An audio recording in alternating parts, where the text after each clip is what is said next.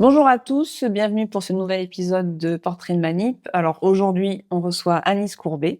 Donc je suis très contente parce que depuis le début de ce projet, j'avais envie de parler d'échographie avec une manip qui exerce depuis longtemps et tu as répondu favorablement à ma demande. Donc voilà, c'est un portrait de manip qui t'est consacré et centré sur ce thème qui t'est cher, je pense, l'échographie. Donc c'est parti.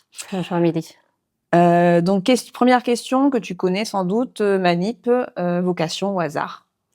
Alors au départ, c'est plus un hasard en fait. Mmh. J'ai fait un bac sciences médico-sociales à l'époque pour me diriger plutôt vers une carrière d'infirmière, enfin Mmh. paramédicale. Et finalement, le métier m'a pas plu que ça Mmh. quand j'ai fait des recherches. Donc, je me suis rendue dans un centre Mmh. d'information, d'orientation. Et en fait, en feuilletant des livres, j'ai découvert le métier de manipulateur. Ouais.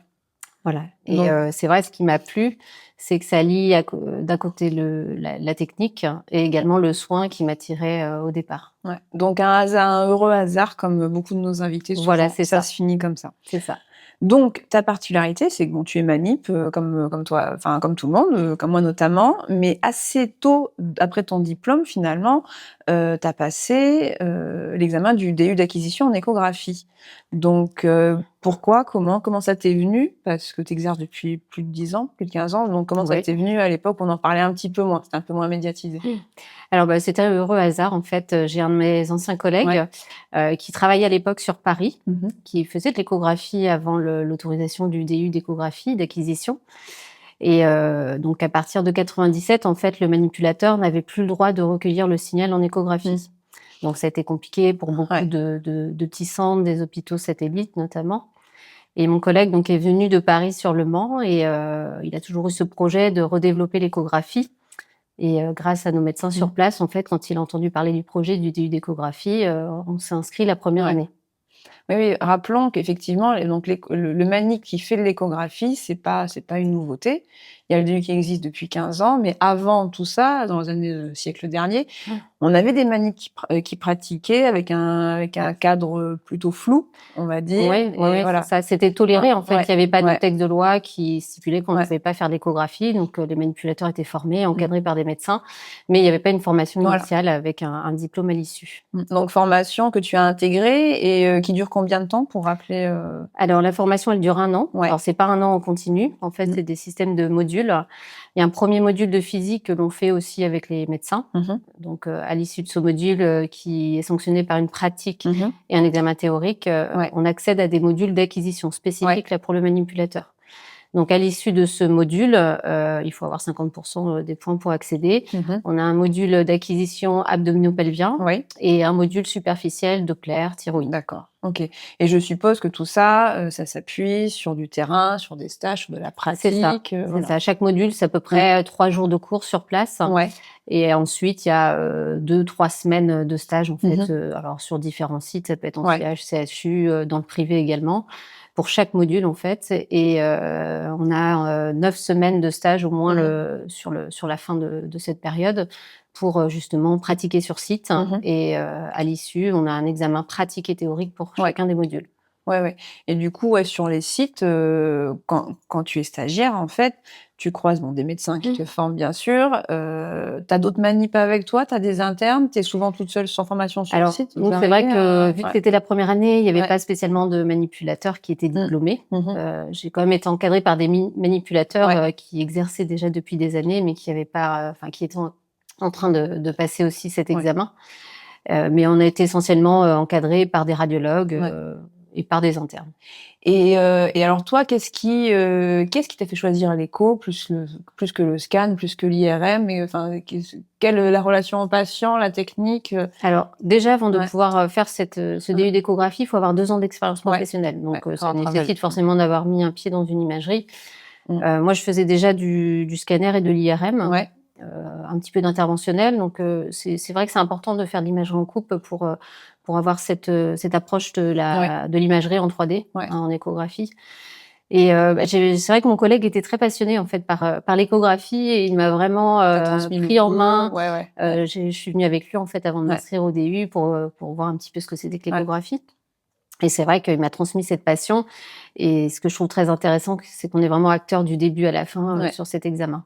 Et ta relation patient, est-ce que tu la sens différente quand on imagine en couple? Est-ce que il y a une proximité qui est un Alors peu elle est encore différente? Ouais, c'est plus ça. proche, hein, parce qu'on est au contact du patient pendant tout Mmh. l'examen. Ça permet de discuter avec lui, Ouais. de faire tout l'historique en fait du patient, que ce soit sur ses antécédents médicaux, sur ses symptômes actuels, et puis après de pouvoir transmettre en fait l'ensemble des renseignements au radiologue. D'accord. Donc voilà, pour ceux qui nous regardent, oui, on peut accéder, enfin, on peut prétendre au DU d'échographie à rentrer pour le diplôme 2 ans après, 2 ans C'est après ça. l'obtention du diplôme de manip. Donc finalement, c'est pas trop de temps de pratique, mais ça peut être un projet d'un étudiant, enfin d'un terminal qui aurait vu des images Bien d'échographie, sûr, qui voudrait. bien sûr. Parce que d'ailleurs, tu formes, je crois, tu donnes des cours dans les IF même, C'est il me ça, semble? c'est ça. L'échographie Mmh. maintenant, il y a vraiment un module dédié Ouais, pour ça. Donc j'interviens en DTS et en DE. ouais. Donc sur ce module d'échographie, d'acquisition où on présente, les réglages de l'appareil, la physique des ultrasons et Mmh. puis toutes les différentes, domaines d'application en Ouais. fait, hein, que ce soit le Doppler, D'accord. l'abdomen et puis leur montrer aussi Ouais. l'imagerie parce que c'est vrai que l'échographie, c'est une image qui va être quand même, on va pas voir un volume dans sa globalité. C'est une Voilà. image de foie par exemple ou de rein qui peut être seulement partielle, donc c'est vrai que pour se repérer au début, c'est pas facile. Ouais. Et c'est important de prendre la sonde dans la main, en fait, pour se rendre compte de la mécanique Mmh. d'acquisition de l'examen. Donc grâce à des Ouais. constructeurs, je fais venir une machine sur place et Ouais. on fait des TP, Ouais. pour que les étudiants puissent manipuler. Ah ça, c'est super. C'est vrai que ça n'a pas toujours existé. Et toi, tu vois chez les étudiants une appétence, directe, mais un étudiant qui te dira: «Oh, je pense que moi, je vais faire de l'échographie, assez rapidement». Alors, Comment? je trouve qu'ils Ouais. sont pas Ouais. encore très au fait de cette Mmh. possibilité d'évolution. Ils en entendent parler un petit Mmh. peu. Donc c'est les 2e années, Ouais. que j'encadre pour ces cours. Ils en entendent parler, mais ça devient vraiment un peu plus concret, Une fois lors de qu'ils ont ces vu. cours et puis ils ont des stages aussi obligatoires, Ah donc ils d'accord, viennent ouais. sur site, OK. nous on en reçoit également, pour cette période de stage de 2 semaines. Ouais, donc vivement il y a vraiment un essor, pour cette spécialité-là, finalement. Cette spécialité où enfin, où fi vous ne serez jamais seul, parce que vous travaillez encadré avec des radiologues et moi, ce que je me disais, c'est que la téléradiologie et cetera, le binôme manip-radiologue, des fois, selon les sites, selon comment on travaille, il est un petit peu il défait un petit peu, C'est à vrai. l'époque où on vit et est-ce que, justement, l'échographie, ça permet d'aller ressouder ce binôme qui est hyper important, Mmh. ne serait-ce que pour l'intérêt premier du Mmh. patient, finalement. Alors, de toute façon, pour Ouais, faire de l'échographie, on travaille sous protocole de coopération, en ouais. fait, où l'équipe est déclarée et on a obligation d'avoir notre radiologue avec nous sur place, en fait, Mmh. pour faire ce type d'examen. Donc, on n'est Ouais, jamais tout seul sur site. ouais. Donc, le médecin doit être prêt à intervenir à n'importe quel moment. Mmh. Et c'est lui qui va valider notre examen, en fait. On fait vraiment l'ensemble du balayage Ouais. échographique. On a des coupes de référence à faire. On fait un pré-compte rendu et après, Mmh. on va rapporter, en fait, au radiologue Ouais, les anomalies qu'on a pu voir. Si besoin, il intervient et il ouais. revient voir le patient, il refait des coupes Mmh. pour valider en fait ce que l'on a vu. Et après, c'est lui qui fait le diagnostic Mmh. final et puis les propositions d'examen complémentaires si Ouais. nécessaire ou d'orientation vers un autre professionnel. Oui, voilà, dans ta vacation, tu as une espèce de routine où tu fais, tu montres, vous validez et Exactement. voilà. Ouais, Il y a on vraiment un fait échange constant, quoi. exactement, ouais. De toute Ouais. façon, le radiologue, le Mmh. binôme manip-radiologue, c'est vraiment un pilier Ouais, de de notre l'échographie, bien fonctionnement. sûr.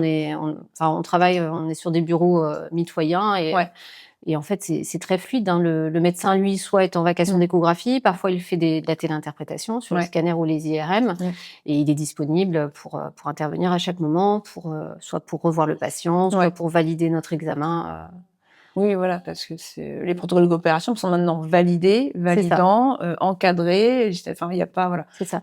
Tu peux pas aller faire Entre 2012 et 2020, on a fonctionné avec des protocoles locaux qui mmh. étaient déclarés à l'ARS et là, vraiment depuis 2010, Ouais, 2021, c'est ouais, vraiment un protocole national, qui oui. permet d'encadrer notre pratique. Et est-ce que tu sais à peu près combien vous êtes de échographistes à l'heure Alors actuelle? à pratiquer, c'est toujours difficile, Ouais, mais on est à peu près 700 manips à avoir passé le DU 700 d'échographie. manips. Ouais, Ouais, donc il y a 700 manips qui participent quotidiennement au compte c'est rendu ça, des c'est ça. patients et qui permettent, enfin des rendez-vous plus rapides et voilà. Exactement, comme Donc tu le disais, mmh, dans certaines régions, il y a quand même une pénurie médicale ouais. et le fait d'avoir ce binôme permet au médecin, lui, d'interpréter d'autres examens et d'avoir une continuité de soins, en fait, sur site pour qu'il n'y ait pas de délai trop important pour les patients, pour les échographies. Oui, non, tout à fait. Ça répond à un besoin de population, comme Exactement. beaucoup de choses, quoi. Comme beaucoup de choses. Et c'est une communauté, pour avoir un petit peu regardé, vous êtes assez actifs, les manip-échographistes. On avait parlé, il y a des groupes WhatsApp, d'échanges beaucoup sur les pratiques. On voit sur les réseaux sociaux des manip-échos qui envoient des images, et tout. Donc, est-ce qu'encore plus que le manip, entre guillemets, qui fait que l'image en couple, par exemple, il y a un besoin de renouveler ses connaissances, sa formation, Mais il y a un besoin déjà de légitimité pour montrer que ce que l'on fait, notre pratique, elle est vraiment encadrée, elle est diplômante, qu'on est avec des médecins. Mais le problème, c'est qu'à l'issue de notre DU, il y a pas, enfin, au niveau formation continue, c'est vrai que les premières années, il y avait vraiment une pénurie, en fait. On n'avait pas, alors, soit on essayait de se greffer sur certaines formations médicales, mais c'était toujours un peu compliqué. Donc, avec la FPPE, on a monté quelques ateliers d'échographie avec les journées scientifiques, qui permet déjà de se rencontrer aussi, les manip-échos, parce qu'on était quand même peu nombreux au départ. Un peu chacun dans son coin. Voilà, savoir comment chacun travaille, le fonctionnement, et puis pouvoir échanger sur notre pratique, pouvoir s'améliorer également. Et après, il y a le congrès de la SF Echo qui permet aussi aux manip de se former avec des radiologues, des médecins, des manipulateurs. Et le congrès de l'AME également, qui reçoit beaucoup de manipulateurs, médecins, pour organiser des ateliers d'échographie, donc toujours encadrés avec des médecins. Oui, parce que rappelons-le, l'AME spécifiquement, dans son nom, c'est une association qui est multidisciplinaire. Exactement. Mais comme la SF Echo, qui accueille des médecins, des radiologues, des médecins généralistes, des manipulateurs. Parce que rappelons, en termes d'exploration, qu'est-ce que le manip n'a pas le droit de faire? Alors, dans le décret, en fait, le manipulateur n'a pas le droit de faire d'obstétrique et de la cardiologie. Voilà, donc ce qui vous laisse un champ large finalement d'exploration et de travail. Voilà. Après, c'est vrai qu'on fait pas de tout parce que c'est compliqué aussi. On travaille vraiment en fonction de l'activité de notre radiologue. Il y a des centres où le manipulateur va faire que du Doppler, de l'écho-abdo, et puis d'autres centres où il va faire plus de la thyroïde, plus de la pédiatrie. En fait, c'est toujours radiologue dépendant de notre activité. Et donc, toi, de ton activité au quotidien, t'as des thèmes de prédilection, ou t'as un radiologue qui travaille avec des alors, nous, on fait pas de Doppler. En fait, c'est une activité qui est vraiment faite par les doppléristes. Mais par contre, on va faire de l'échographie générale, en fait. Donc, tu fais enfant, adulte. On fait de l'enfant, des échographies thyroïdes, un petit peu de l'écho général. Donc, une très grande variété, finalement. Il n'y a pas de quoi s'ennuyer, finalement. Non, pas du tout. Pas du tout. Après, c'est des examens qui sont toujours très protocolés, en fait, oui, bien sûr. Pour qu'on suive un cadre. OK. Et puis, c'est un apprentissage, en fait, au quotidien.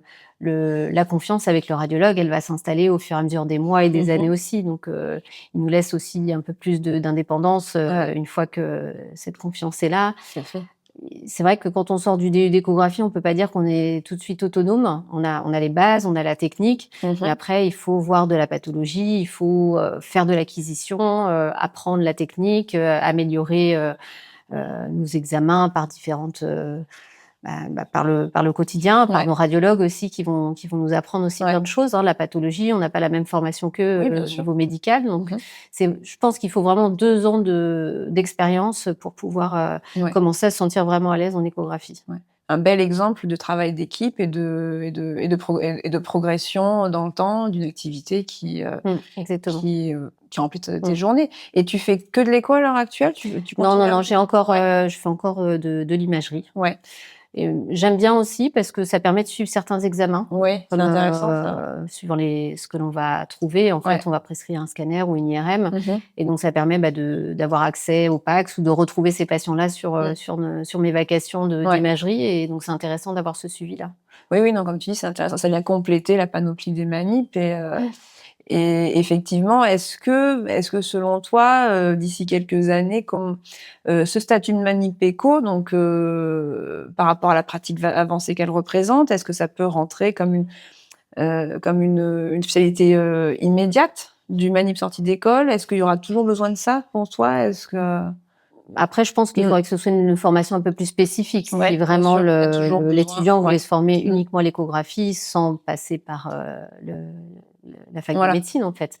Mais on a essayé de coller un petit peu aux infirmières qui font des Ouais. pratiques avancées. On essaie de parler de ce projet-là, Ouais. mais pour l'instant, c'est encore compliqué. Ouais, ouais. On Les reste quand pratiques. même cloisonné dans ces Ouais. protocoles de coopération. On aimerait bien avoir un peu plus de reconnaissance, Bien effectivement, sûr. un peu plus alors pas de liberté en tant que, on a besoin de notre médecin, ça c'est indéniable et heureusement parce qu'on n'a pas du tout la même formation, mais on a envie de pouvoir évoluer, d'avoir de la formation, de pouvoir voilà, pratiquer plus sereinement justement avec une formation solide. Et c'est vrai que les pratiques avancées, si on veut coller un schéma qui existe, ça peut permettre une formation complémentaire ou une formation un petit peu plus poussée. Et oui, ces pratiques avancées, on y revient beaucoup sur beaucoup de thèmes parce que c'est un peu le sujet du moment qui tend à se développer. Le CNP même œuvre beaucoup dans ce sens-là et l'échographie aurait certainement toute sa place dans une pratique avancée encadrée. Exactement, oui. Mais pour l'instant, voilà, c'est pas en projet, donc. Mais ça a bien avancé. En 97, le Manip n'avait plus le droit de faire de l'écho. Aujourd'hui, il en fait au quotidien. Il répond à un besoin de la population. Donc, ça prouve bien qu'il y a du sens à cette spécialité. Et on encourage les manips qui le souhaitent à rejoindre le DU d'acquisition, finalement. Ouais, bien sûr, c'est vrai que c'est un attrait aussi pour le métier de manipulateur parce que ça montre aux étudiants qu'il y a des perspectives d'évolution et je pense que c'est important pour fidéliser les professionnels dans cette profession. On a déjà un champ d'imagerie qui est assez diversifié entre le scanner, l'IRM, la radiothérapie, mais c'est vrai que l'échographie, c'est encore un complément, je trouve, et une manière d'être un peu plus acteur de son examen, d'avoir plus de responsabilités aussi. Alors, il y a plein d'autres protocoles de coopération qui se sont développés. Ça, c'est vraiment bien pour la profession et je pense que c'est important pour vraiment donner un attrait au métier de manipulateur radio.